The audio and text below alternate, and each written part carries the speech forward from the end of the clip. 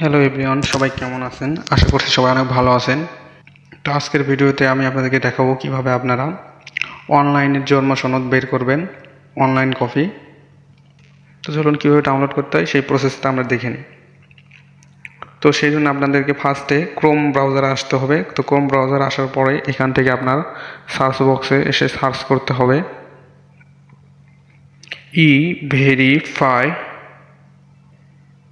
e-verify.gov.bd এটা লেখার পরে আপনার এন্টার করবেন।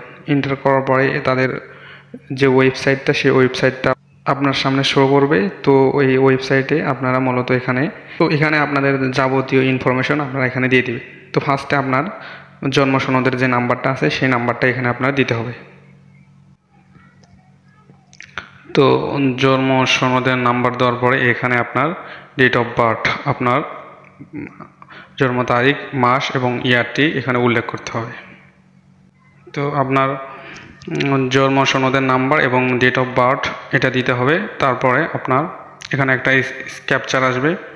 বিভিন্ন ধরনের ক্যাপচার থাকতে পারে, যোগ বিয়োগ অথবা সংখ্যা থাকতে পারে। তো আপনি এখান থেকে যেটা দিবে তো আপনার সেটা এখানে দিতে হবে। তো আমার এখানে যেহেতু মাইনাস দিছে, তো আমি সেহেতু এই 30 দিলাম। তো এরপরে ওকে দেওয়ার পরে আপনার দেখতে পাবেন যে জন্ম সনদটি আপনার চলে এসেছে। তো এখান থেকে আপনার সব কিছু দেখতে পাবেন যে ডিটেলস জন্ম সনদটি এখানে আপনার চলে এসেছে। সব কিছু ঠিকঠাক আছে কিনা, ভুল সব কিছু চেক করতে পারবেন।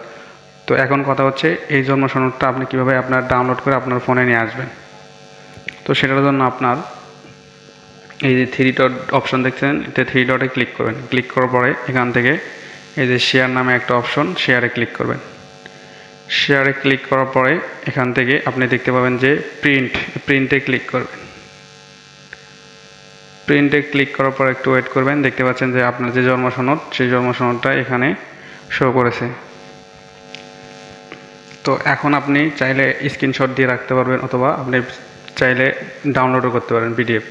তো পরবর্তীতে আপনি যে কোনো কম্পিউটার দোকানে গিয়ে পার করে আপনি সেটা প্রিন্ট করতে পারবেন। তো এই জন্য আপনার এখানে আপনার এই যে পিডিএফ এটাতে ক্লিক করতে হবে। ক্লিক করার পরে এখানে আপনি কোন ফোল্ডারে ডাউনলোড করবেন। তো ধরুন আমি এই ফোল্ডারে ডাউনলোড করলাম। এখান থেকে যে কোনো একটা ফোল্ডার আমি সিলেক্ট করলাম। সিলেক্ট করার পরে ডাউনলোড এখানে আমি ধরেন সেভ করলাম। তো দেখতে পাচ্ছেন যে আমার এইটি অটোমেটিক ডাউনলোড হয়ে গেছে। তো এইভাবে আপনি মূলত আপনার জন্ম সনদটি ডাউনলোড করবেন অনলাইন থেকে। তো আপনাদের কাছে যদি ভিডিওটি ভালো লেগে থাকে সবাই একটা লাইক, কমেন্ট, শেয়ার করবেন এবং অন্যদেরকে দেখার সুযোগ করে দেবেন। তো ধন্যবাদ সবাইকে। আজকের মতো এই পর্যন্তই। খোদা হাফেজ।